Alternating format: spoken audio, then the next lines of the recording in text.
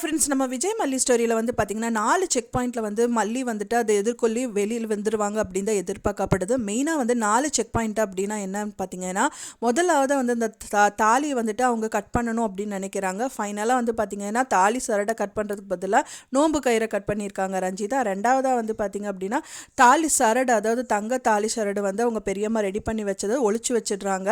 So அப்படி இருந்தும் அதிலிருந்தும் வந்து எஸ்கேப் ஆகிடுறாங்க. அதுதான் வந்து கம்மிங் எபிசோட்ஸில் காமிக்க இருக்காங்க.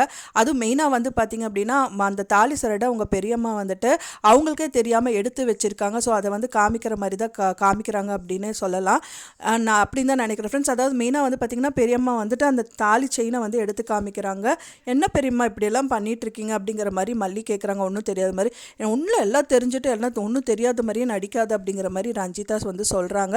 ஃபைனலாக எந்த தைரியத்தில் இப்படியெல்லாம் பண்ணிகிட்டு இருக்கா, ஒரு சமயம் நம்ம மாமா அப்படிங்கிற மாதிரி பேச்செடுக்கும்போது கண்டிப்பாக விஜய் இதுக்கெல்லாம் வந்து ஒத்துக்கவே மாட்டா, அப்படி விஜய் வந்து மெயினாக வரமாட்டா அப்படி அப்படிங்கிற மாதிரி ராஜி சொல்கிறாங்க.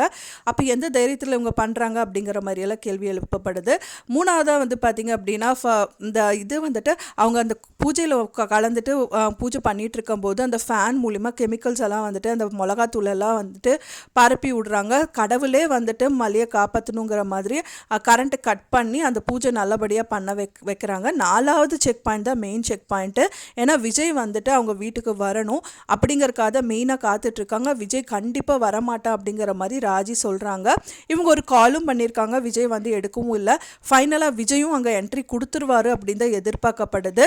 அதுக்கு முன்னாடியே வந்து அவங்க அண்ணாவும் அவங்க அண்ணியும் வந்துட்டு அவங்க என்ட்ரி கொடுக்குறாங்க.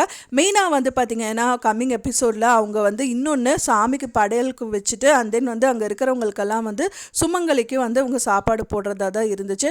அதுக்கு முன்னாடி அவங்க சாப்பாடு போடக்கூடாது அப்படின்னு சொல்லிட்டு ரஞ்சிதாவும் ராஜியும் அந்த சாப்பாடை சாப்பிட்றாங்க. என்னங்க நீங்கள் இப்படியெல்லாம் பண்ணிகிட்ருக்கீங்க, சாமிக்கு படையல் வச்ச சாப்பாட்டை நீங்கள் சாப்பிட்டுருக்கீங்க அப்படின்னு சொல்லிட்டு இருக்காங்க.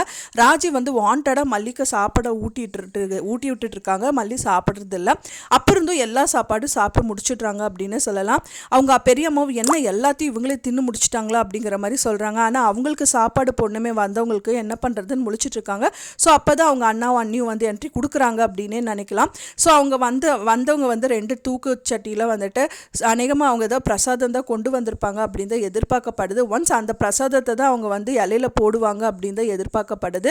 ஈஸியாக வந்து பார்த்திங்கன்னா விஜய் வந்து கண்டிப்பாக என்ட்ரி கொடுப்பாரு. அண்ட் தென் அந்த பிரசாதத்தையும் நல்லபடியாக அவங்களுக்கு சாப்பாடு கொடுத்து அவங்க சாப்பிட்டுட்டு வீட்டு விட்டு கிளம்பி போயிடுவாங்க அப்படின்னு தான் எதிர்பார்க்கப்படுது.